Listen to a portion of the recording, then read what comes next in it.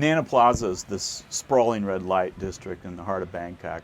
It's been billed as the world's largest adult playground. Nana Plaza is an overwhelming experience with all the bars and the clubs and the solicitation that goes on in the streets. It's important to understand that most of the women and men who are being sold in Nana Plaza are adults.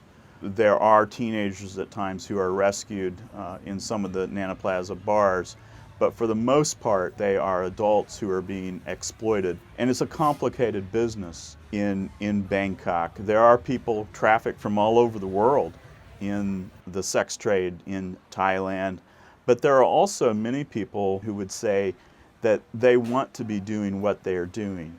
They're making money for their families, and it's a complicated issue. And I think one of the problems we sometimes have from a Western perspective is we want to simplify this exploitation. It's a complicated set of factors that are at play. About 90 minutes outside of Bangkok is the beach town of Pattaya. Pattaya has been billed for a number of years as the sex tourism capital of the world.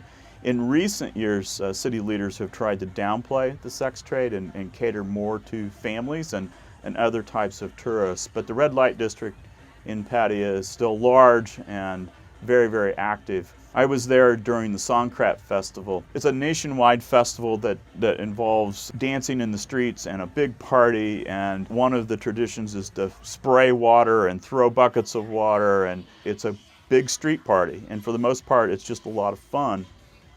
But what I did see in the crowd are a number of older men who were clearly on the prowl.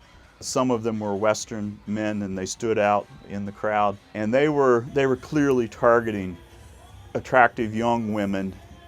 And it was, you would see them pair up. It was very obvious what was going on. And it made me a little uncomfortable as an older white Westerner, because I was solicited and asked if I wanted to go off with some of these young women. And I was solicited a lot of different places around the world working on this project, but the Songkran Festival stood out.